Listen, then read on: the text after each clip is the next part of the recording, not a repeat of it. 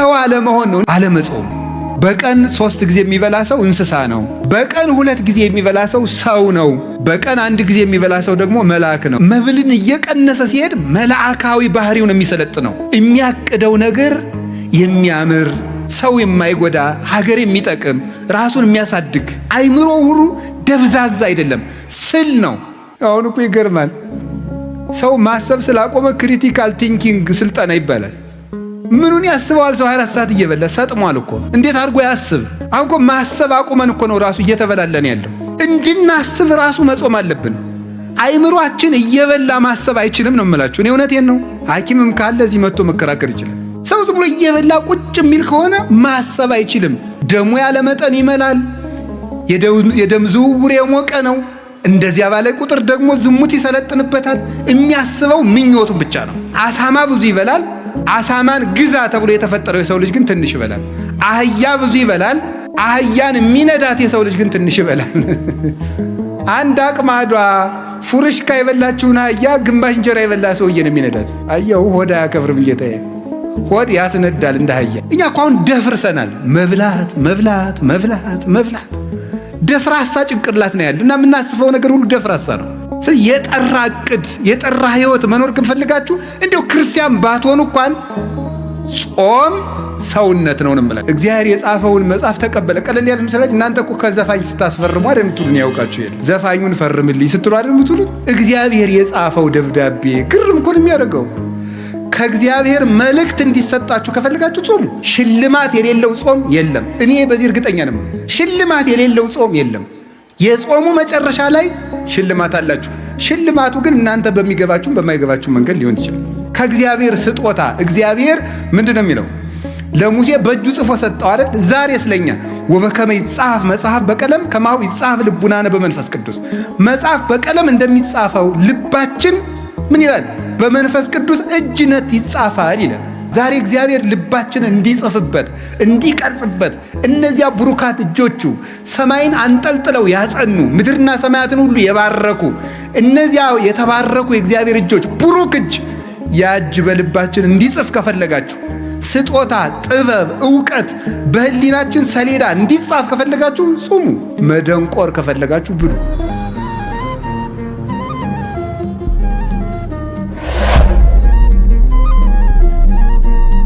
ጾም በራሱ ምንድነው ነው? ጾም ምንድነው? ጾም እንደምታውቁት መከልከል ማለት ነው።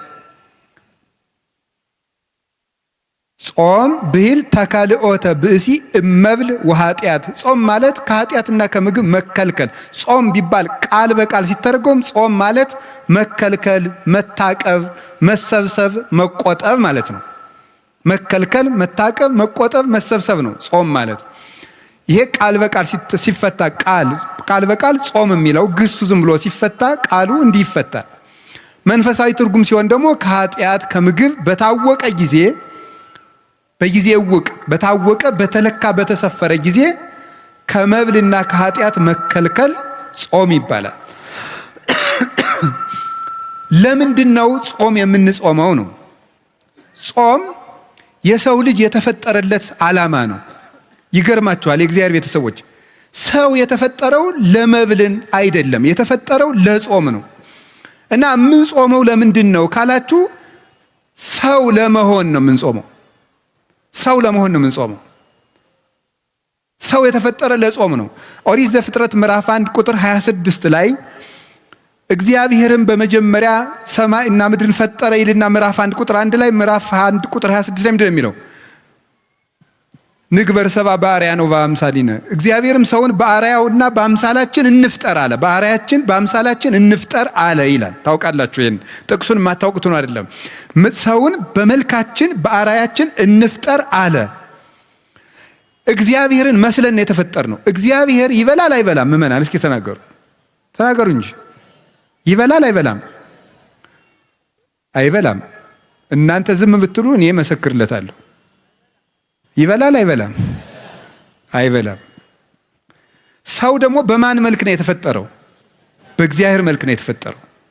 ስለዚህ እግዚአብሔር አትብሉ የሚለን እግዚአብሔር እንደዚህ ብሎ እንደ ክፉ ዳኛ እንዲያታርግ እንዲያርግ ብሎ አለቅነቱን ለማሳወቅ አምላክነቱን ለማሳወቅ እኛን መግዛቱን ለማሳወቅ አይደለም እንደዚያ የሚለን። እንደዚያ የሚለን ሰው በእግዚአብሔር አምሳል ስለተፈጠረ እግዚአብሔር ደግሞ የማይበላ የማይጠጣ ዘላለማዊ ሕያው ከምግብ ውጭ የሆነ በዘላለማዊ ባህሪ የሚኖር ስለሆነ ያንን በሱታፊ አምላክ በጸጋ እሱ በባህሪው ሕያው የሆነበትን መልክ ለኛ ስለሰጠን እግዚአብሔር በክብሩ የማይበላ እንደሆነ የሰው ልጅ ሲጾም የእግዚአብሔርን ክብር ይሳተፋል እና ምን ይሆናል? የሰው ክብሩ እግዚአብሔርን መምሰል ነው። አለመብላት እግዚአብሔርን መምሰል ነው። እግዚአብሔር አይበላም፣ እግዚአብሔር አይጠጣም። እግዚአብሔርን ሰው በእግዚአብሔር ማምሳል ነው የተፈጠረ ሲባል እግዚአብሔርን መምሰል ማለት ፍቹ የብቻ ነው አላልኩም። በጣም ብዙ ትርጉም ያለው ሊቃውንቱ ያመሰጠሩበት እነ ቅዱስ ጎርጎርዮስ ዘንዚናዙ እነ ቅዱስ ጎርጎርዮስ ዘኑሲስ ሊቃውንት አባቶች በሙሉ የተራቀቁበት ሐሳብ ነው። ሰው በእግዚአብሔር አምሳል ተፈጠረ። ሌላ ብዙ ትርጉም አለው። በጊዜው ከሌሎች መምህራንም ትማሩታላችሁ፣ ታነቡታላችሁ። እያልኩ ያለሁት ሰው በእግዚአብሔር አምሳል ተፈጠረ ሲባል አንዱ እግዚአብሔር አይበላም አይጠጣም። ሰው ሲጾም እግዚአብሔርን ይመስላል። ስለዚህ መጾም እግዚአብሔርን የሚያስመስል የሰው ልጅ ክብር ነው ማለት ነው። ሰው ጾምን እየሻረ መብላት ሲጀምር እግዚአብሔርን መምሰሉን ነው እየተው የሚመጣው። አያችሁ እንዴት መዋረድ እንደሆነ። አለመብላት አለመጾም እግዚአብሔርን ከምንመስልበት መልክ ዝቅ ማለት ነው። ከዚህ በላይ ደግሞ ውርደት የለም። እግዚአብሔርን ከመምሰል በላይ ውርደት እግዚአብሔር የሰጠን የመጨረሻ ክብር ነው። ይገርማችኋል፣ መጨረሻ ላይ እኮ ከሞት ተለይተን ተነስተን የማንበላን ምን ሆነው ስንበላ ኑረን እንኳን ወደ አለመብላት ነው የምንሄደው። ስለዚህ ጾም መጀመሪያ እግዚአብሔርን መስለን የተፈጠርንበት ዓላማ ነው። መጨረሻ ላይም ጥቂት ጥቂት እየጾምን ጾሙን እየጨመርን መሃል ላይ ምግብ እየበላን እንቆይና መጨረሻ ላይ ወደማንበላበት እግዚአብሔርን ወደምንመስልበት መልክ እንሄዳለን። በሰማይ እያወስቡ ወይቷሰቡ አላ ከመ መላእክት እግዚአብሔር ይነብሩ። በሰማይ አይበሉም አይጠጡም አያገቡም አይጋቡም፣ እንደ ሰማይ መላእክት ይኖራሉ። ምግብ ያልፍና አለመመገብ ይቀጥላል። የሚመገበው ባህሪያችን ይታደስና ባለመመገብ ኃይል መኖር ይጀምራል። ስለዚህ ልብ በሉ፣ መጀመሪያም የተፈጠርንበት መልካችን ነው። መጨረሻ የምንገባበት መልካችን ምግብን ትቶ መኖር ነው። እስመ ከርስ ለመብል ወመብልኒ ለከርስ ወእግዚአብሔር ይስዕሮሙ ለክልኤሆሙ። መብል ለሆድ ነው፣ መብል ለሆድ ነው፣ ሆድም ለመብል ነው። እግዚአብሔር ሁሉንም ያሳልፋቸዋል። ባለመኖር ባለማለፍ የሚኖረው ጾም ነው። እግዚአብሔርን ያስመስላል፣ መላእክትን ያስመስላል። መላእክት አይበሉም አይጠጡም። ሰው የሰማይ መላእክት ባልንጀራ ነው። መላእክትን የሚያስመስለን ህይወት አለመብላትም። ይገርማቸዋል። ሰው የእግዚአብሔር ቤተሰቦች በጣም ሰው ልዩ ፍጡር ነው። እንደ ሰው ያለ አስደናቂ ፍጡር የለም። 3 ነገሮችን አካቶ የተፈጠረ ነው። ሰው መልአክ ነው፣ ሰው ነው፣ ሰው እንስሳ ነው። የነ ዳርዊንን እንስሳ አይደለም ያልኩት። ሰው መልአክ ነው፣ ሰው ነው፣ ሰው እንስሳ ነው። ሰው ያማል ማለት የሰው ልጅ በባህሪው የቆመው የተዋቀረው ከመላካዊ ባህሪ ከሰብአዊ ባህሪ እንደገና ደግሞ ከእንስሳዊ ባህሪ ነው። መላካዊ ባህሪ አለመብላት፣ አለመጠጣት፣ አለማግባት፣ አለመመኘት፣ አለማንቀላፋት እንደዚህ ያለው ነው። እንስሳዊ ባህሪ ደግሞ መብላት፣ መጠጣት፣ ማንቀላፋት፣ መመኘት፣ ፍቶት፣ ስጋዊ ፍላጎት፣ ይሄ ደግሞ እንስሳዊ ጠባይ ነው። ሰውነት ማለት ደግሞ ሁለቱንም መጥኖ መያዝ ማለት ነው። ይኸውላችሁ ሰው መላካዊ ባህሪ ያለው፣ ሰው እንስሳዊ ባህሪ ያለው። መላካዊ ባህሪ የመላክ ብቻ ነው። እንስሳዊ ባህሪ የእንስሳ ብቻ ነው። ሰው መሆን ግን መላካዊ ባህሪንም ሰብአዊ ባህሪንም እንስሳዊ ባህሪንም መያዝ ነው። መላካዊ ባህሪ አለመብላት አለመጠጣት፣ እንስሳዊ ባህሪ መብላት መጠጣት፣ ሰውነት ደግሞ ማለት መልአክም መሆን እንስሳም መሆን ማለት ነው። እንስሳዊ ባህሪ እንዳይጎዳ ትበላለህ፣ ትጠጣለህ፣ ታንቀላፋለህ፣ ትተኛለህ፣ ትነሳለህ፣ ታርፋለህ፣ ትመኛለህ። ሁሉም በመጠን ይደረጋል። መልአካዊ ባህሪ ደግሞ መብላት አይፈልግም። ሰው ሁለት የሚጎዱ ባህሪያት ነው ያሉት። ዝም ብሎ የማይበላ ቢሆን እንስሳዊ ባህሪው ይጎዳና መራመድ ያቅተዋል፣ መስራት ያቅተዋል፣ ማሰብ ያቅተዋል፣ መተንፈስ ያቅተዋል፣ ሁሉ ነገር ማከናወን ያቅተዋል። ሰው ደግሞ እንስሳዊ ባህሪውን ብቻ ቢከተል ደግሞ ምን ይሆናል? ማቀድ ያቅተዋል፣ ሰማያዊ ነገር ማሰብ ያቅተዋል፣ መንጻት ያቅተዋል፣ ዝሙት ይሰለጥንበታል፣ ራሱን መግዛት አይችልም። ስለዚህ ምንድነው ማድረግ ያለበት? ሰው ነው ዝም ብሎ ሲበላ መላካዊ ባህሪው ይጎዳል። ዝም ብሎ ደግሞ አልበላም ቢል እንስሳዊ ባህሪው ይጎዳል፣ መቆም አይችልም፣ ይታመማል፣ ይሞታል። ምንድነው ማድረግ ያለበት? የሰው ልጅ ሁለት ምግብ ነው የሚያስፈልገው። ለመላካዊ ባህሪው መጾም አለበት። ለሰብአዊ ባህሪው ወይም ደግሞ ለእንስሳዊ ባህሪው መብላት አለበት። ለእንስሳዊ ባህሪው መመገብ አለበት። ለመላካዊ ባህሪው መጾም አለበት። ሰው በአንድ ነገር ብቻ ከኖረ መኖር አይችልም ነው። ሰው ነን እኛ። ሰው ይሄንን ያካተተ ነው። እንግዲህ የእግዚአብሔር ቤተሰቦች አሁን የግራ ጎናችሁ በቁስል ነፍሮ በስብሶ የቀኝ ጎናችሁ ብቻ እድሜ ቢቀጠልለት ይጠቅማቸዋል እንዴ? አይጠቅም። እና ዝም ብሎ ሳይጾሙ መብላት ማለት ሰው አለመሆን ነው። እንዲያው መጽደቁን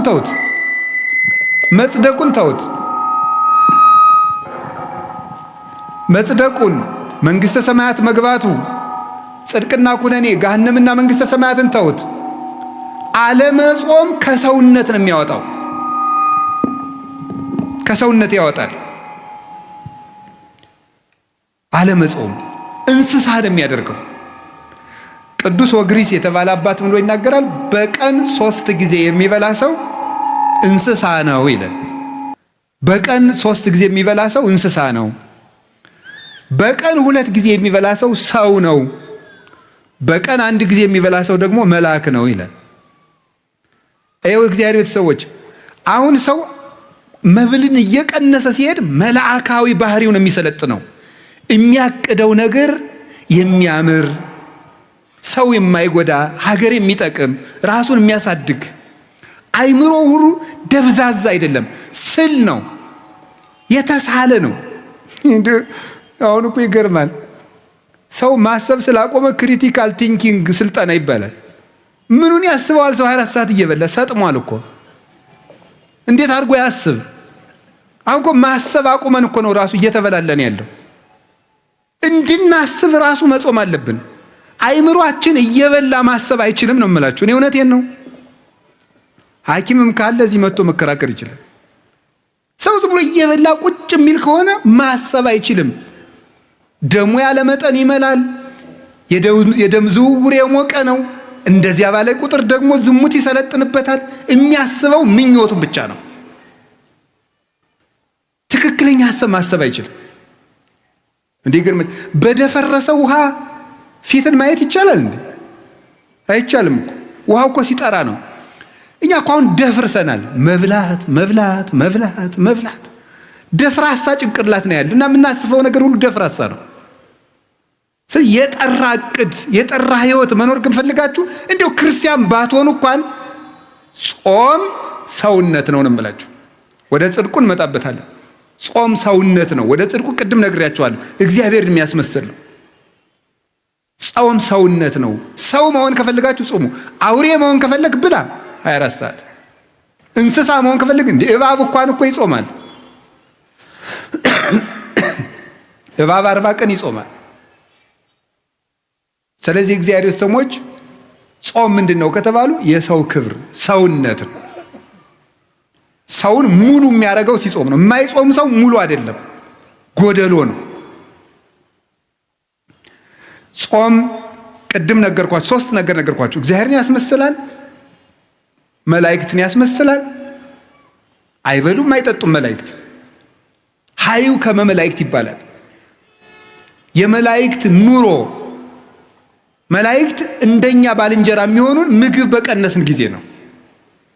ታውቃላችሁ ትንቢተ ዳንኤል ምዕራፍ 9 ቁጥር 21 ላይ እኔ ዳንኤል እየጾምኩ እየጸለይኩ ሳለ ቀድሞ የማውቀው ሰው ገብርኤል እየበረረ መጣ። ወገሰሰኒ በጊዜ መስዋዕት ዘሰርክ በሰርክ መስዋዕት ጊዜም ዳሰሰኝ።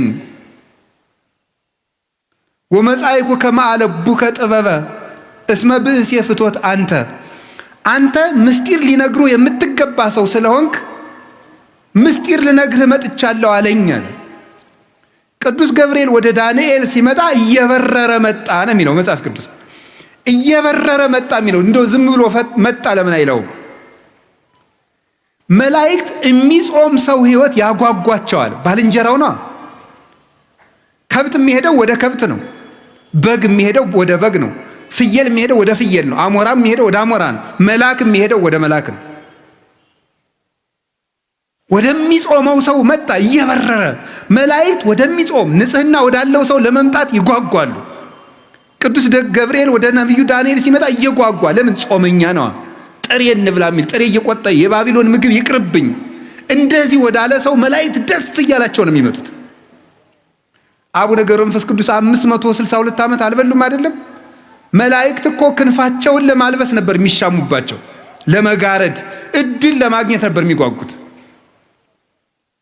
እና ምግብ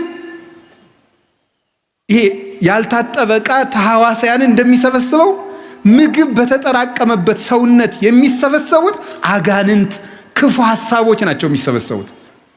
በሚጾም ሰው ዙሪያ ደግሞ የሚሰበሰቡት መላእክት ናቸው። ጌታችን መድኃኒታችን ኢየሱስ ክርስቶስ የማቴዎስ ወንጌል ምዕራፍ 4 ላይ እንደነገረን ወምዛ ሀደጎ ዲያብሎስ ወመፁ መላእክትን ዘያኩትጎ ዲያብሎስ ፈተነውና አለ ምግብ አቅርቦ ጌታን ፈተነው። አልበላም ብሎ አሳፈረው። ዝርዝሩን መናገር ስላልፈለኩ ነው። ፈትኖ አሳፈረው። እሱን ካባረረው በኋላ ምን ማለት መላእክት መጡ እያመሰገኑት ይላል። እዚህ ውስጥ ሊተላለፍ የተፈለገው ምንድን ይመስላችኋል? አንደኛው ሊቃውንቱ እንደሚተረጉሙት ጌታን ሰይጣን ራሱ አላሸነፈኝም መላእክት ተራርተውት ነው እንዳይል ነው ይላሉ። መንፈሳዊ ደግሞ ከኛ ጋር የሚሄድልን ምንድን መሰላችሁ? ዲያብሎስ ጌታን በትኩስ ዳቦ ከፈተነው በኋላ ጌታ ድል ከነሳው በኋላ መላእክት መጡ አለ። ምን ማለት ነው? የስስትን ሰይጣን ብሉ ብሉ ብሉ ብሉ እያለ የሚፈትነውን ጾም ለማስፈረስ የምግብ ሽታ እያመጣ ምግብ የሚጋብዙ ሰዎችን እያመጣ የሚፈትነውን ሰይጣን ወደ አሸነፈ ሰው መላእክት ይመጣሉ ማለት ነው። መላእክት ይመጣሉ። ጌታ ያንን ዳቦ ድንጋዩን ዳቦ አድርገህ ብላ ብሎት እሱን ሰው በእንጀራ ብቻ አይኖርም ብሎ ካሳፈረው በኋላ ነው መላእክት የመጡት። ስስትን ካሸነፋችሁ መላእክት ወደ እናንተ ይመጣሉ ለማለት ነው። የስስት ሰይጣን የሚባል አለ። የስስት ሰይጣን የሚባለው ብሉ ብሉ የሚልና በጾም ጊዜ የምግብ ሽታ የሚያመጣ ነው። ይገርማችኋል። ጾም ሸቷችሁ የማያውቀው ሻይ ጧት ነው የሚሸታችሁ። የጾም ዕለት ማለት ታይቶ የማይታወቅ ጓደኛ የዚህ ያለት ምሳ እንብላ እያለ ሊመጣ ይችላል። ይህን የሚያመጣው የስስት ሰይጣን ነው። በሰዓቱ ቢቀርብልን የማንበለውን ያደረ ወጥ ማልዳ እንድንበላው ያደርጋል። እንዲህ የሚያደርግ ማን ነው? የስስት ሰይጣን ነው። ለዚህ ነው መጽሐፈ መነኮሳት ምግብ አትርፈ ከበዓትህ እንዳታሳድር የሚለው። የስስት ሰይጣን ማለዳ ብላው ብላው ሊያሰኝህ ይችላል። ማስጎምጀት ነው። በቃ ማጓጓት፣ ታንቄ ልሙት የሚያስብል ብሉ ብሉ ብሉ። እንደው ምግቡን ጨርሶ ሲጨርስ ንጉሠ ነገሥትነት የሚሾም የሚያስመስል የሚያጓጓ ሰይጣን አለ። ያንን ካሸንፋችሁ የመላእክት ዘመዶች ትሆናላችሁ። ከዚያሳ ዳንኤል ጾመ፣ ቅዱስ ገብርኤል መጣ። ምን አለ? ዳሰሰኝ ከንፈሬን አለ። ምን አደረገ? ጥበብ ገለጸልኝ። የ490 ዓመት ማህተም ተረጎመለት። ትንቢት ተረጎመለት። ምስጢር ነገረው። ልብ ሰጠው። አሁን ልብ ያጣነው ጾም ትተን ዳንኤል ጾመና ነቢዩ ምንድን ነው ያለው? ቅዱስ ገብርኤል ለዳንኤል ምንድን ያለው? መጻይኩ ከማለቡከ ወዜኑ ከጥበበ ጥበብ ልነግርህ፣ ልብ ልሰጥህ፣ ማስተዋል ልነግርህ መጥቻለሁ። አሁን የምንዘነጋ መጽሐፍ እየተመለከትን እንቅልፋችን የሚመጣ ማስተዋል የማንችል የተሰበክነው ስብከት እዚሁ እንደ ቆሎ ረግፎ የሚቀር ቤታችን አንጠልጥለ ነው እንዳንል የሚያደርግ ምንድነው? ስለማንጾም ነው። ስንፍና፣ እንቅልፋምነት የምን ውጤት ነው? ያለ መጾም ውጤት ነው። እንግዲህ መጾም ሰውን እግዚአብሔርን ያስመስላል። መጾም ሰውን ሰው ያደርገዋል። መጾም ሰውን መልአክ ያደርገዋል። መጾም ሰውን የመላእክት ጓደኛ ያደርገዋል፣ ባልንጀራ ያደርገዋል፣ ያዛምደዋል። መላእክት ደስ እያላቸው ይመጣሉ ወደሚጾም ሰው። ጌታ ምንድን ነው ያለው? ክፉ ሰይጣን ያለ ጾም አይወጣም አይደል ያለው? ስለዚህ እግዚአብሔር ሰዎች መልአክ መሆን ከፈልጋችሁ፣ የመላእክት ዘመድ መሆን ከፈልጋችሁ፣ እግዚአብሔር መምሰል ከፈልጋችሁ ጾሙ። የነቢያት ጾም ደግሞ አባቶቻችን በረከት ተቀብለውበታል። አንደኛ ተመልከቱት፣ የነቢያት ጾም የሚጀምረው ከሙሴ ነው። ሙሴ 40 ቀን ጾሟል። 40 ቀን ሲጾም ምንድን ነው ያደረገው? ሲጾም 40 ቀን እየጾመ ከእግዚአብሔር ጋር ቃል በቃል ተነጋገረ ይላል። 570 ጊዜ ጾም ከእግዚአብሔር ጋር የመነጋገር ባለሟልነት የሚያሰጥ ነው። እግዚአብሔርን ማነጋገር ደግሞ ቀላል ነገር ይመስላችኋል እንዴ? አንድ ትልቅ ሰው እንኳን ሊያነጋግራችሁ ቀጠሮ ሲይዝላችሁ እንዴት ነው ደስ የሚላችሁ? እግዚአብሔርን ቃል በቃል እንደ ጓደኛ 570 ቃላትን እንዲነጋገር ያደረገው ምንድን ነው? ጾም። ጾም ምን ይጠቅማል ብትሉ፣ ይሄ የነቢያት ጾም፣ አሁን ህዳር ጾም የምንለው ምን ጾመው ከእግዚአብሔር ጋር የሚያነጋግር ጾም ነው። እንግዳው ከእግዚአብሔር ጋር መነጋገር የሚፈልግ ይጾም። ከሰይጣንና ከስጋው ጋር መነጋገር የሚፈልግ ደግሞ ይብላ። ምርጫው እናንተ ነው። ሙሴ ይሄንን ጾም ጾሞ እግዚአብሔርን አነጋገረ። ከዚህ በላይ እድልስ አለ ወይ ነው? እግዚአብሔርን ከማነጋገር በላይ ምን እድል አለ? እግዚአብሔርን ለማነጋገር 100 ዓመትስ ብንራብ፣ እግዚአብሔርን ማነጋገር እኮ የነፍስ ጥጋብ እኮ ነው። እግዚአብሔርን ማየት፣ እሱን መስማት። አጸም ዘይነብበኒ እግዚአብሔር አምላኬ እስመ ውእቱ ይነብብ ሰላም ለሕዝቡ። እግዚአብሔር ንግግሩ ሰላም ነው፣ ልብን የሚያረጋጋ። የእግዚአብሔር ንግግር የሞት ማሰሪያን የሚቆርጥ ነው። ተራራን የሚያንቀጠቅጥ፣ ባህሩን የሚከፍል፣ አናብስትን የሚለጉም፣ እሳትን ጸጥ የሚያደርግ፣ መቃብርን ሳይከፈት ሙት የሚቀሰቅስ ነው። ጌታችን ኢየሱስ ክርስቶስ አልዓዛርን የቀሰቀሰው በቃሉ ነው። እግዚአብሔርን መስማት ትልቅ ነገር ነው። እንግዲህ እግዚአብሔርን መስማት ከፈለጋችሁ ጾሙ እስከ 9 ሰዓት። ሰዓቱ ይቀነስልን። መብራት ኃይል ልትከፍሉ ስንት ሰዓት ነው ወረፋ የምትይዙት? ይቀነስ በሉና እስቲ ይቀንስላችኋል። አይ ወረፋው ረዝሟል ብላችሁ እስኪ ኑ። አይ ወረፋው በዛ አልከፍልም ብትሉ ምን ይሆናል? እኔ አላውቅም የሚሆነውን ከተማ ስለማልኖር ሳስበው ግን የሚሳካ አይመስለኝም። ወረፋው ረዝሟል እስቲ ይቀነስ። ወደ ነው ምን ይደረጋል? ኑሮ አይደል እያላችሁ ነው የምትሰለፉ። እና ይሄም ኑሮ ነው። እንግዲያም ኑሮ ነው። እስከ 9 ሰዓት ሰልፍ በሉ እግዚአብሔርን ለማግኘት። እንዲያው ለምን ቀኑ ሙሉ አንራብም? አሁን ሸክም አይደለም፣ እግዚአብሔር ሸክም እያከበደብን። አሁን ብዙ ሰው የሚመስለው ከኢትዮጵያ ኦርቶዶክስ ተዋሕዶ ቤተክርስቲያን ውጭ የሆነ ሰው የሚያስበው ምንድን ነው? እግዚአብሔር ኦርቶዶክስ ሸክም እየጫነ የለም፣ ሸክም እያቀለለችልን ነው።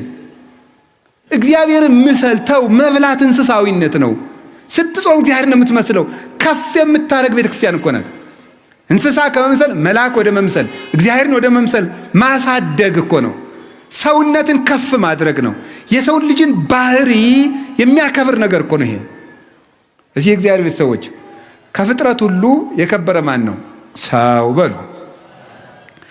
ከሰውና ከጅብ በሆድ ማን ይበልጣል? ምን አለ? ጅብ በሉ። እሺ ችግር የለም በሉ። ማን ይበልጣል? ጅብ አይደል? ግን ትልቁ ፍጥረት ማን ነው? በሆድ የሚበልጥ ማን ነው? ይሄ እንግዲህ ስለዚህ አንፌር ነው ማለት ነው። እኛ ከበለጥን በሆድ መብለጥ ያለብን ማንን? እኛ ነበር መብለጥ የነበረብን። የከበርን ፍጥረታችሁ እናንተ ናችሁ ብሎ ከጅብ ያነስን ከበላን ተበድለናል ማለት ነው። መብታችን እንግዲህ ምንድነው ካላችሁ የሰው ክብሩ ምግብ አይደለም ማለት ነው። ትልቁ ፍጥረት ትንሽ ይበላል፣ ያነሰው ፍጥረት ትልቅ ይበላል። ለምን? ትልቁ ፍጥረት ትንሽ የሚበላበት ምክንያት የሰው ክብሩ ምግብ ስላልሆነ ነው። አሳማ ብዙ ይበላል። አሳማን ግዛ ተብሎ የተፈጠረው የሰው ልጅ ግን ትንሽ ይበላል። አህያ ብዙ ይበላል። አህያን የሚነዳት የሰው ልጅ ግን ትንሽ ይበላል። አንድ አቅማዷ ፉርሽካ የበላችውን አህያ ግማሽ እንጀራ የበላ ሰውዬ ነው የሚነዳት። አየው ሆድ አያከብርም ጌታዬ። ሆድ ያስነዳል እንደ አህያ። ሙት ከልብ እኮ ነው እንዴ! እውነቴን እኮ ነው። ሆድ እንደ አህያ ነው የሚያስነዳ። ሆዳም ከሆናችሁ ትነዳላችሁ። እውነቴን ነው። ገባችሁ? ሆድህን ከቀነስክ ትመራለህ ማለት ነው። ሆዳም ከሆንክ ትነዳለህ። እንደዚህ ነው የምትሆነው። ሆዳም ሰው ምንጊዜም እንደተነዳ ነው የሚኖረው። የራሱ ሐሳብ የለውም። አህያ ምን ሐሳብ አላት? መንዳት ነው። አቱኑ እንደዚያ ጹሙ። ከጾምን ነው እግዚአብሔር የሚያከብረን። ከቃሉ ጋር ናችሁ? ከቃሉ ጋር ናችሁ ወይ? አዎ። እግዚአብሔር ከሁላችን ጋር ይሁን። እግዚአብሔርን የመነጋገሪያ ጾም ሙሴ ከዛ ምን አደረገ? 40 ቀን ጾመ። ከግንባሩ ላይ ብርሃን ሳለበት እግዚአብሔር። የእግዚአብሔር ብርሃን እንዲሳልብን የሚያደርግ ጾም ነው ይሄ ጾም። የእግዚአብሔርን ብርሃን ያንን ብርሃን ከመልበስ በላይስ ምን አለ? ያ ብርሃን ባለበት ደግሞ መኑ ዘይደምሮ ለብርሃን ውስተ ጽልመት፣ ጨለማን ከብርሃን ጋር አንድ የሚያደርገው ማን ነው አለ ቅዱስ ጳውሎስ። እንግዲህ ተመልከቱ፣ ስንጾም የእግዚአብሔር ብርሃን በእኛ ላይ ይሳላል። የእግዚአብሔር ብርሃን በእኛ ላይ ሲሳል ደግሞ ጨለማው ዲያብሎስ ከኛ ጋር ህብረት የለውም። ቤታችን መበጥበጥ አይችልም። አይምሯችን መበጥበጥ አይችልም። ለምን? ብርሃን ለብሰናል። ሙሴ ብርሃን ለብሶ ሲመጣ ታች የነበሩት ጣዖታት ተሰባበሩ። የሚጾም ሰው የሐሰት አማልክትን ይሰብራል፣ አጋንንትን። ብርሃን መልበስ ከፈለጋችሁ ጹሙ፣ መጨለም ከፈለጋችሁ ብሉ። የሚጾም ሰው የብርሃን ልጅ ነው። ሙሴ ጾመና ምን አደረገ? ከእግዚአብሔር በ10 ጣቶቹ የተጻፈ ምን ሰጠው? ታቦት። አስደናቂ ነገር ነው እኮ አላችሁ እንዴ! እግዚአብሔር የጻፈውን መጽሐፍ ተቀበለ። ቀለል ያለ ምስላችሁ እናንተ እኮ ከዘፋኝ ስታስፈርሙ አይደል የምትሉን? ያውቃችሁ የለ ዘፋኙን ፈርምልኝ ስትሉ አይደል የምትሉን? እግዚአብሔር የጻፈው ደብዳቤ ግርም እኮ ነው የሚያደርገው። ከእግዚአብሔር መልእክት እንዲሰጣችሁ ከፈልጋችሁ ጾሙ። ደግሞ ሽልማት የሌለው ጾም የለም። እኔ በዚህ እርግጠኛ ነኝ። ሽልማት የሌለው ጾም የለም። የጾሙ መጨረሻ ላይ ሽልማት አላችሁ። ሽልማቱ ግን እናንተ በሚገባችሁ በማይገባችሁ መንገድ ሊሆን ይችላል። ያን ማስተዋል ደግሞ አስተዋይ ነፍስ ይፈልጋል። ከእግዚአብሔር ስጦታ እግዚአብሔር ምንድነው የሚለው?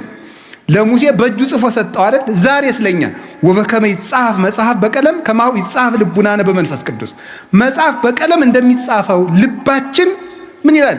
በመንፈስ ቅዱስ እጅነት ይጻፋል ይላል ቅዱስ ዮሐንስ አፈወርቅ።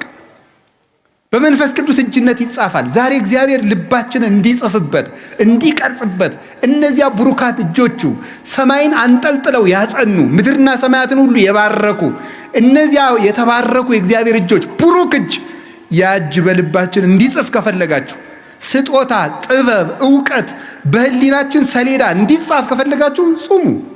መደንቆር ከፈለጋችሁ ብሉ። ከቃሉ ጋር ናችሁ? ነቢዩ ኤልያስ ከኤልዛቤል ተሰዶ ሲሄድ መልአኩ አመጣና ተበሳጭቶ ወስዱት እንዲሁ ከዚህ ሁሉ መከራ እንግዲህ ግደለኝ አለ ይላል። ግን ኤልያስ ሞት ፈርቶ ሳይሆን ሰማዕትነትን ስጠኝ ማለት ነው ይላል ቴዎዶሲዮስ የሚባል ሊቅ ሃይማኖተ አበው ላይ ሲተረጉሙ። እባክህ ሰማዕትነትን አትንፈገኝ ሲል ነው እንጂ ኤልያስ ተናዶ አይደለም፣ ፈርቶ አይደለም ኤልዛቤልን ይላል። ዛፍ ስር ተኛ ይላል። ከተኛበት መልአኩ ቀስቅሶ ብላ አለው፣ አበላው። በላና ተኛል። ብላ አለው፣ አበላው። 2 ጊዜ አበላውና ኤልያስ 40 ቀን ተጓዘ። 40 ቀን ተጓዘና 40 ቀን ጾሞ ወደ ብሔረ ሕያዋን በሳት ሰረገላ ዮርዳኖስን ተሻግሮ ተነጠቀ። ጾም ምን ያደርጋል ስትሉኝ ወደ ሰማይ ይነጥቃል። ጾም ምን ያደርጋል ስትሉኝ ሞትን ይቃወማል። ኤልያስ 40 ቀን ጾመና ከሞት ዓይን ተሰወረ። ከዓይነ ሞት ይሰውራችሁ ይላል የገጠር ሰው ሲመርቅ። ይሰውረን። እንግዲያማ ሞት እንዳያየን ከፈለጋችሁ ጹሙ። ከዓይነ ሞት ተሰወረበት፣ ወደ ሰማይ ተነጠቀ። ከፍ ያለ ልልና የሚሰጥ ጾም ነው። አሁን ይህንን ጾም ስንጾም እንደ ሙሴ ብርሃን ሳልብኝ፣ ቃል በቃል አነጋግረኝ፣ መልእክትህን በልቤ ጻፍልኝ፣ እንደ ኤልያስ ከሞት ሰውረኝ፣ ወደ ሰማይ ከፍ አድርገኝ ማለታችን ነው ስንጾም። ትልቅ በረከት እኮ ነው እግዚአብሔር እየሰጠን ያለ። ጾሞታል። ነቢዩ ዕዝራ እስራኤል በ580 ዓመት ዓለም ጌታ ከመወለዱ በፊት ባቢሎን ተማርከው ኑሮ 70 ዓመት ተማር በምርኮ ከኖሩ በኋላ ሲመለሱ ናቡከደነጾር ያቃጠላቸውን መጻሕፍት ሁሉ በመጽሐፈ ዕዝራ ሱቱኤል ላይ እንደተጻፈው 40 ቀን ጾሞ ገጽ በገጽ 70 ዓመት ተቃጥሎ የቆዩትን መጽሐፍት መንፈስ ቅዱስ በዓይነ መነጽር የመጻሕፍቶቹን ገጽ እየነገረው ሙሉ መጻሕፍትን ብሉይ ኪዳንን አጽፎታል። እንግዲያውማ የጠፋ ምስጢር የሚገልጥ ጾም ነው። ጾም ከመጻሕፍት ጋር ያገናኛል። ህሙግ መብል የሐምግ ልበ፣ የደፈረሰ ምግብ ልብ ያደፈርሳል ይላል እዚያ ትንቢተ ዳንኤል ላይ። የሆነ ያልሆነውን እያጠራቀመ 24 ሰዓት ያለ ጾም የሚበላ ሰው መጽሐፍ መመርመር አይችል፣ አይገባው። መጽሐፉን ሁሉ የሚተረጉመው እንደ ሐሳቡ ነው የሚተረጉመው። እንደሚመቸው ነው የሚናገረው። ስለዚህ የጠፋ ምስጢር የሚገልጥ ጾም ነው። አባቶቻችን ይሄንን ጾም ጾመው ብዙ በረከት አግኝተውባታል። ሞትን ተቃውመዋል። አስቴር ይሄንን ጾም ጾማለች 3 ቀን። አስቴር 3 ቀን በመጾሙ ያገኘችው ምንድን ነው? በ127 ሀገሮች በሙሉ ተበትነው የነበሩ የሞት ደብዳቤ የተጻፈባቸውን ወገኖቿን ከሞት አድናለች። 3 ቀን ጾማ እግዚአብሔር ለምና በ3 ቀን ጾም የአንድ ሀገር ሕዝብ ሊጠፋ ሲል ሰይፍ ያስመለሰ ጾም ነበር 3 ቀን። አሁን ከህዳር 15 እስከ ታኅሳስ 9 44 ቀን ነው የምንጾመው። 3ቱ ቀን ጾመ አስቴር ነው። 40ው የሙሴ ኤልያስ የነቢያት ነው። 3ቷ ቀን ምን ያደረገችበት ነው? በ3 ቀን ጾም የሀገር ሞት አስቀርታለች። እኛም ይህንን ጾም ስንጾም በሀገር የሚመጣ ሰይፍ ይመለሳል። ደም እናደርቃለን። ስንጾም በሚገባውን ታርቀን ይቅርታ ይዘን በተሰበረ ልብ ከጾም ሰይፍ ይመለሳል። የሀገር ሰላም ይመጣል። ወገን እንዳይጠፋ እናደርጋለን። ይሄ ነው። ይሄ ጾም ምን ያደርጋል? የአስቴር ጾም ምን አደረገ? በንጉሱ ፊት ግርማ ሞገስ ሰጣት። የአሕዛብ ሚስቶች ባሎቻቸው ሳይጠሯቸው ከመጡ ይገደላሉ። 3 ቀን ጾመችና እግዚአብሔር ወይ ግርማ ሞገስ ስጠኝ አለችና ንጉሱ ሳይጠራት ከንጉሱ ቤት ሄደች።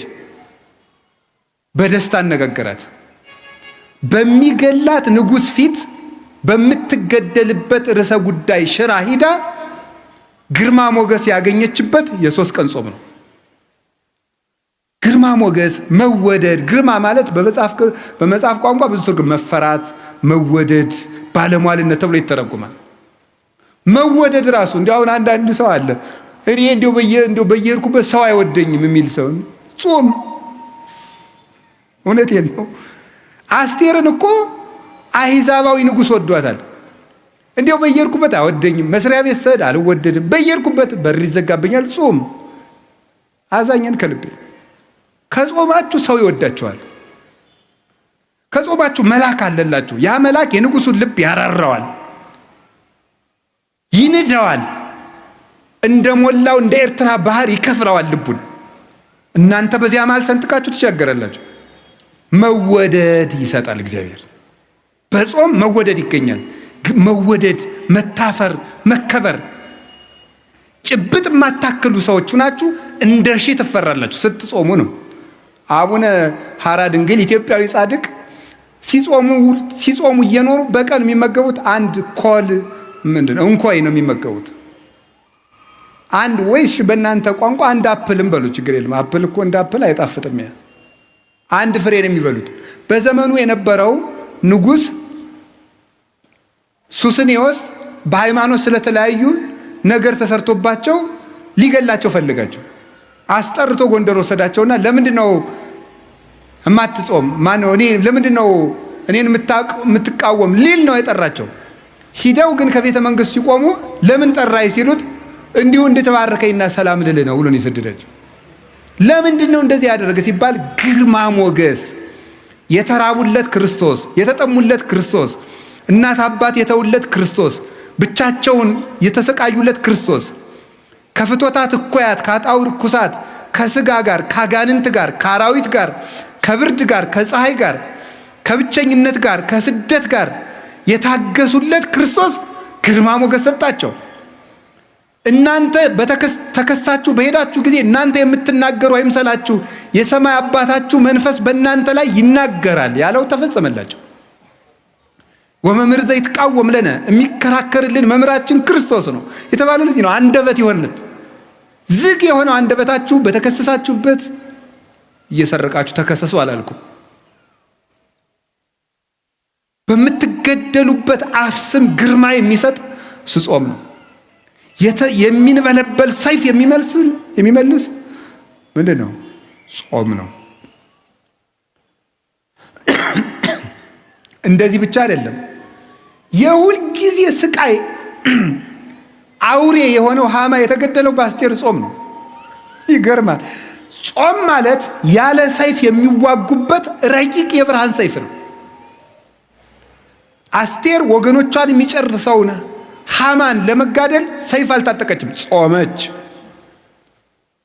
ስትጾም እሷ ሰይፍ ሳታነሳ የእሷን ወገኖች የሚገለው ሃማ ራሱ የእሷን አጎት ሊሰቅልበት ባዘጋጀው እንጨት ተሰቅሎ ሞተ። ለሚመለስ ጠላት ልብ የሚሰጥ ልቡ ለደነደነ ጠላት ደግሞ የሚዋጋ ሰይፍ ጾም ነው። ዮዲት የምትባለው 3 ቀን ጾማ ነው የእስራኤልን ጠላት ንጉሥ ያሸነፈችው። ጾም ጠላት ያሸንፋል። ይሄ ብቻ አይደለም።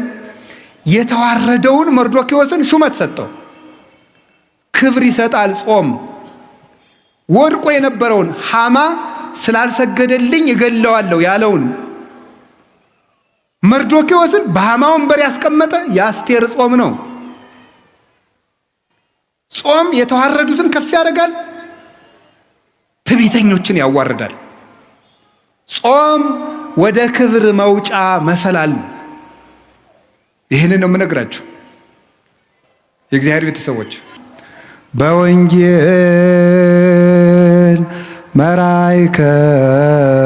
መራይከነ ወበነቢያት ናዘዝከነ ዘለሊከ አቅረብከ